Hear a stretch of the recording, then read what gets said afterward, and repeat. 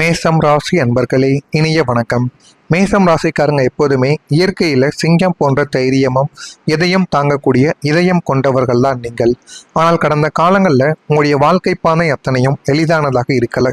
நீங்கள் சந்தித்த சோதனைகளும் நீங்கள் எச்சரிக்கையாக இருக்க வேண்டிய விஷயங்களும் உங்களுடைய வாழ்க்கைக்குள்ளே எவ்வளவோ இருக்குது.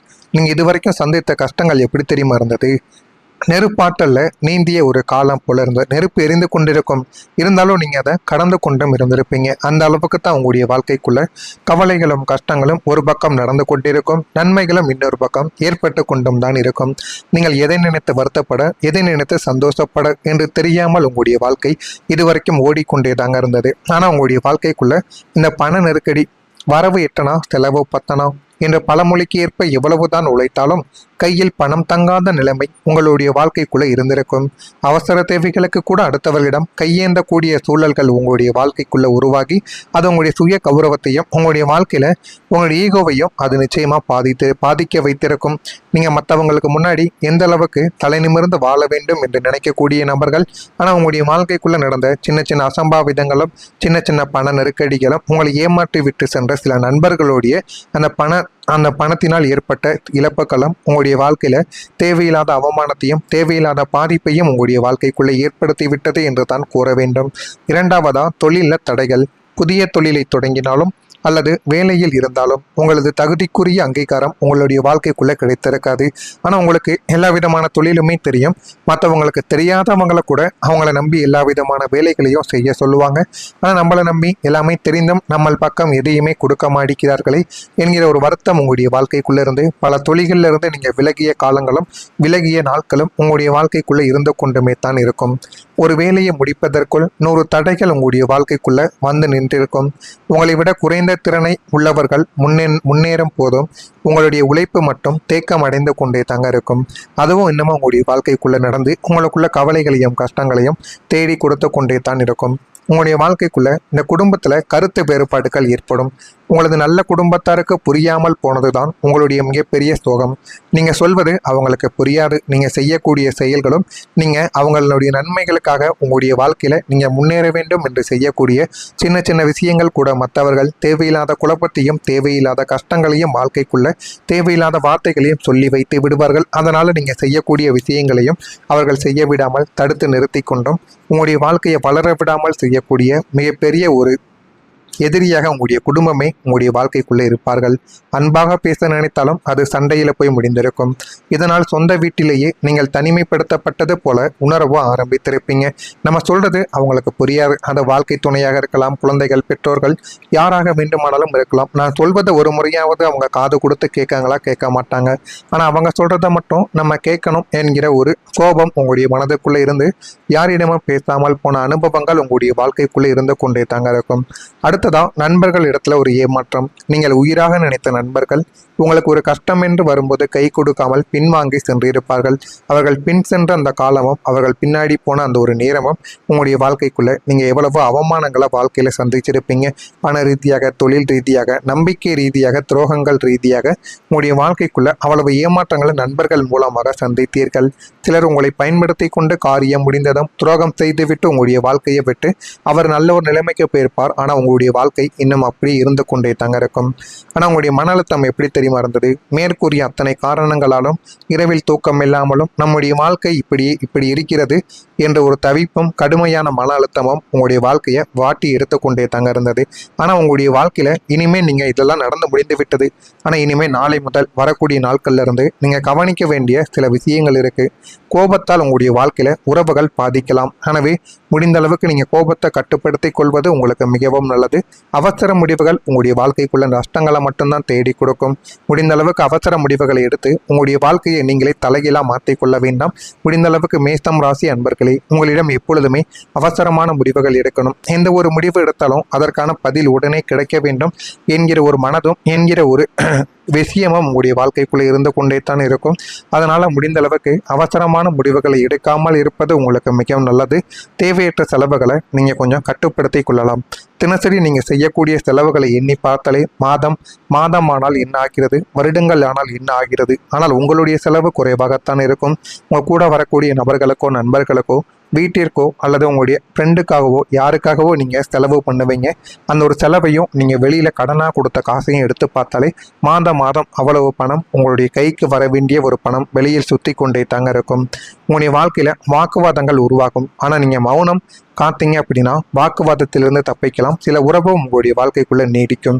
எனவே முடிந்த அளவுக்கு உங்களுடைய பேச்சை நீங்கள் கட்டுப்படுத்தி கொள்ளுங்க. அதுதான் உங்களுடைய வாழ்க்கையில் நல்லதை தேடி கொடுக்கும். இதெல்லாம் நடக்கா இல்லையா என்பதை கவனமாக பார்த்து தெரிந்துக்கோங்க. நாளை ஜூன் 20 சஷ்டி விரத நாள். இந்த ஒரு நாளில் நீங்கள் சில பரிகாரங்களையும் உங்களுடைய வாழ்க்கை சிறப்பதற்கும் சில விஷயங்களையும் நீங்கள் பண்ணணும். இதை நீங்கள் முருகப்பெருமானை நினைத்து பண்ணினீங்க அப்படின்னா உங்களுடைய வாழ்க்கைக்குள்ளே அவ்வளவு நன்மைகள் நடக்கும். முதலாவதாக நீங்கள் முருகனுக்கு செய்ய வேண்டிய ஒரு விஷயம், சிவப்பு மலரை முருகப்பெருமானுக்கு இந்த மேஷம் ராசி அன்பர்கள் சமர்ப்பிக்கணும். உங்களின் அதிபதி செவ்வாய் பகவான். அப்படிப்பட்ட செவ்வாய் பகவானுக்கு இந்த ஒரு செயலை மட்டும் நீங்கள் செய்து பாருங்கள். அவ்வளவு நன்மைகள் உங்களுடைய வாழ்க்கைக்குள்ளே நடக்கும். செவ்வாயின் காரக தத்துவம் கொண்ட மேஷம் ராசிக்கு செந்நிற மிகவும் உகந்தது. சஷ்டி நாளன்று காலையிலேயோ முருகப்பெருமானின் படத்திற்கோ அல்லது விக்கிரகத்திற்கோ சிவப்பு நிற மலர்களை, செவ்வரளி, செம்பருத்தி அல்லது சிவப்பு ரோஜா சமர்ப்பித்து நீங்கள் இந்த ஒரு நாளை நீங்கள் வழிபடலாம். இது உங்களுடைய ஜாதகத்தில் உள்ள செவ்வாய் தோஷத்தின் வீரியத்தை குறைத்து கோபத்தை கட்டுப்படுத்தி போதுமான அளவுக்கு நன்மைகளை உங்களுடைய வாழ்க்கைக்குள்ள தேடி கொடுக்கும். இரண்டாவதா ஓம் சரவண பவ என்கிற அந்த ஒரு மந்திரத்தை 108 முறைகள் நீங்கள் ஜெபிக்கலாம். பூஜை அறையில் அமர்ந்து கொண்டு மனதை ஒருமுகப்படுத்தி கொண்டு முருகனின் மூல மந்திரமான ஓம் சரவண பவ என்கிற மந்திரத்தை 108 முறைகள் நீங்கள் உச்சரிக்க வேண்டும். இந்த மந்திர ஒலிகள் உங்களுடைய வீட்டில் உள்ள எதிர்மறை ஆற்றல்களை நீக்கி கடுமையான மன அழுத்தத்திலிருந்து உங்களுக்கு விடுதலையை தேடி கொடுக்கும். அடுத்ததா பாலபிஷேகம் நீங்க செய்தீங்க அப்படின்னா இது மிகப்பெரிய ஒரு உதவியை உங்களுடைய வாழ்க்கைக்குள்ள செய்து கொடுக்கும். சஷ்டி தினத்தன்று அருகில் இருக்கக்கூடிய முருகன் கோவிலுக்கு சென்று அங்கு நடக்கும் சுவாமி அபிஷேகத்திற்காக உங்களால் இயன்ற அளவுக்கு பசுவின் தூய பால் வாங்கி கொடுக்க வேண்டும். அபிஷேக பொருட்களுக்கு உதவி செய்வது உங்களுடைய தொழிலில் உள்ள தடைகளையும் பண நெருக்கடிகளையும் பனி போல உருக செய்யும். போதுமான அளவுக்கு வாழ்க்கைக்குள்ள நன்மைகளையும் இது தேடி கொடுக்கும். இதையும் நீங்க செய்து பாருங்க, அவ்வளவு நன்மைகள் நடக்கும். அடுத்ததா குழந்தைகளுக்கு நோட்டு அல்லது பேனா தானம், பேனாவை தானம் செய்யவும் வேண்டும். முருகப்பெருமான் நாணத்தின் வடிவம்.